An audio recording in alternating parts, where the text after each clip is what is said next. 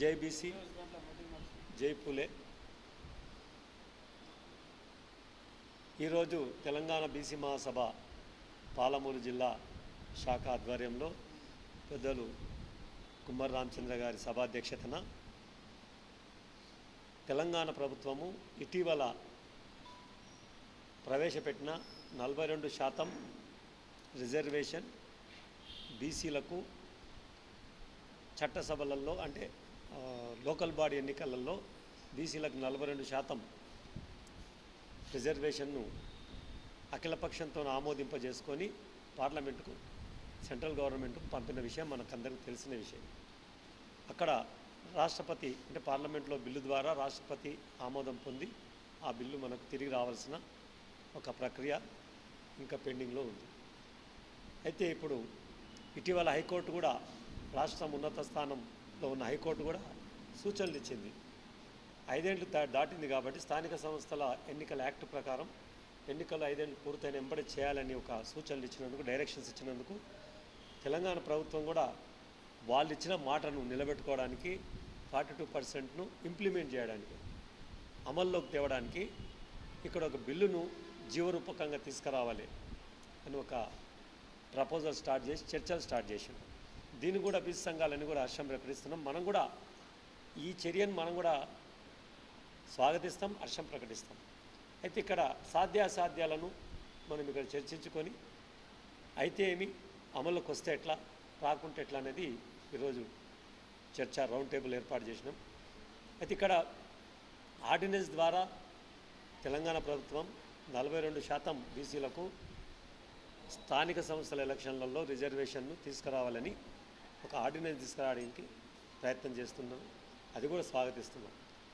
అయితే ఈ సందర్భంగా ఈ మాధ్యమాల ద్వారా బీసీ మహాసభ తెలంగాణ ప్రభుత్వానికి సూచించేది ఏంటంటే, ఇప్పటికైనా ఆర్డినెన్స్ను ఆమోదించుకునే ముందు ఒకసారి అఖిలపక్షంతో ప్రధానమంత్రిని, సంబంధిత శాఖ మంత్రులను కలవడం, ఒక రిప్రజెంటేషన్ ఇచ్చి మాకు ఎన్నికలు దగ్గరున్నాయి కాబట్టి మేము వాగ్దానం చేసినాము, ఇది ఒక కాంగ్రెస్ పార్టీదే వాగ్దానం కాదు, అఖిలపక్షము సమ్మతితోన అందరం కలిసి ఏకగ్రీవంగా ఆమోదింపబడ్డ బిల్లు కాబట్టి మా శాసనసభలో దీన్ని మీరు అప్రూవల్ చేయండి అని చెప్పి చేసుకొస్తే బాగుంటుంది అనేది మా యొక్క సూచన గవర్నమెంట్. ఆర్డినెన్స్ అనేది తీసుకురావడం కూడా సాధ్యమే. అది కూడా గవర్నర్ ద్వారా ఆర్డినెన్స్ ఆమోదించబడాల్సి వస్తుంది.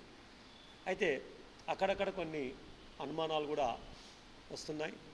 రాష్ట్రపతి ముందల పెండింగ్లో, వారి దగ్గర పెండింగ్లో ఉన్న బిల్లును గవర్నర్ మరి ఆమోదిస్తాడా లేక వెయిట్ చేస్తాడా రాష్ట్రపతి యొక్క ఉత్తర్వుల గురించి అనేది కూడా ఒక చర్చ జరుగుతుంది.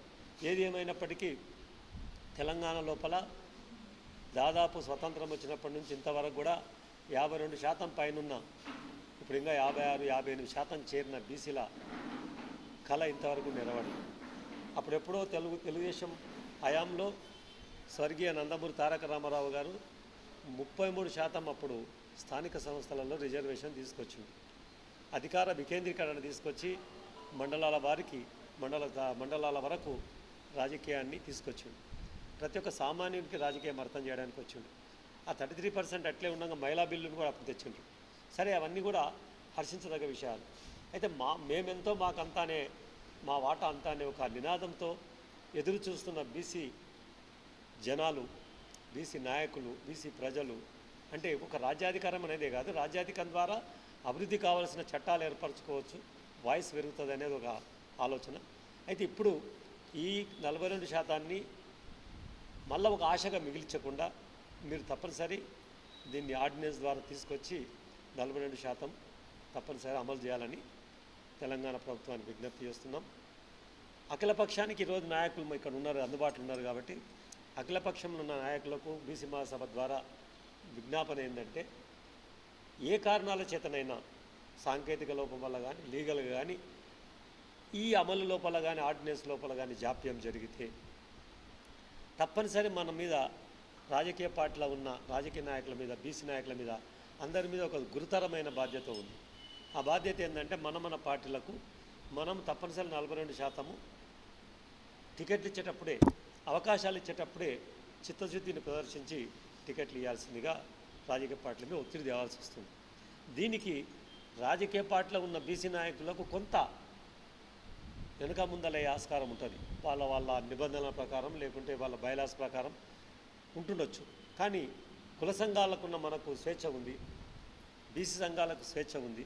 కాబట్టి మనము తప్పనిసరి అన్ని రాజకీయ పార్టీల రాష్ట్ర అధ్యక్షులతో పాటు జిల్లా అధ్యక్షుల పైన ఈ ఆర్డినెన్స్ రాకుంటే మాత్రం ఒకరి మీద ఒకరు తిట్టుకొని కాంగ్రెస్ బోటుగా మాట్లాడింది అని టీఆర్ఎస్ వాళ్ళు అని పార్టీలను తిట్టుకోకుండా అందరి సామాజిక బాధ్యత, ఎవరో ఒకరు మంచి ప్రతిపాదన తెచ్చినప్పుడు అది ఏ కారణాల వల్ల కానప్పుడు ఏంటంటే తప్పనిసరి 42% టికెట్లు మేము ఇస్తాము అనేది చిత్తశుద్ధిని ప్రకటించాల్సిన బాధ్యత ప్రతి ఒక్క రాజకీయ పార్టీ మీద ఉంది.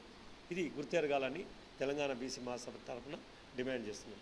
ఇకపోతే ఇదంతా కూడా MPTC, ZPTC, municipal corporators, municipal ward members, చైర్మన్లకు సంబంధించిన అంశం. ఇకపోతే మనము ఇప్పుడు మాట్లాడుతున్నది ఉమ్మడి మహబూబ్నగర్ జిల్లా కేంద్రం. ఇది ఒక గుండెకాయ లాంటి ప్రదేశం, మంచి ఇంపార్టెంట్ కేంద్రం. ఇప్పటికైనా ఎన్ని జిల్లాలు విభజించాలని ఇప్పటికై ఇదే కేంద్రం ఒక రాజకీయాన్ని శాసించి కార్పొరేషన్గా ఏర్పడ్డ మహబూబ్నగర్ను బీసీలు కైవసం చేసుకోవాలంటే 42% ఖచ్చితంగా సీట్లు ఇవ్వాల్సిందే. అయితే ఈ మధ్యకాలంలో డివిజన్లు ఏర్పాటు చేసేటప్పుడు ఒక కుట్రపూరితమైన అంశాన్ని చేసి అధికార పార్టీకి అనుకూలంగా ఉన్న సామాజిక వర్గాలను ఒకే ప్రాంతంలో ఎక్కువ ఓట్లు వచ్చేటట్లు విభజన చేసి వాళ్ళు సేఫ్ సైడ్ అయినాం అనుకుంటున్నారు. మీరు ఏమన్నా కాండి, ఆ 60 సీట్లలో 25 సీట్లు మాత్రం బీసీలకు ఇవ్వండి. ఫస్ట్ దాన్ని మళ్ళీ ప్రక్షాళన చేయాల్సిన అవసరం ఉంది. డివిజన్లను మళ్ళీ ప్రక్షాళన చేసి శాస్త్రీయబద్ధంగా పారదర్శకంగా చేయాల్సిన అవసరం ఉంది నిబంధనల మేరకు. అట్లా కాకుండా ఇష్టం ఉన్నట్టు చేసినప్పుడు ఏమవుతుందంటే మాకు ఒక అనుమానం వస్తుంది. మీరిచ్చిన 42% స్థానిక సంస్థల రిజర్వేషన్కు మీరు ఏదైతే బిల్లును ప్రవేశపెట్టబోతున్నారో అది అమలు కాదు, అది తప్పు ఆశ చూపిస్తున్నారనే అనుమానాలు ఇక్కడ బలపడుతున్నాయి. ఎందుకంటే మీరు డివిజన్లు ఏర్పరిచిన ప్రక్రియలో ఈ డివిజన్లలో అటువంటి జాగ్రత్త మీరు తీసుకొని అశాస్త్రీయంగా చేసారు, పారదర్శకంగా చేయలేదు. చాలా 130 పైన అభ్యంతరాలు వచ్చినాయి, 130 పైన.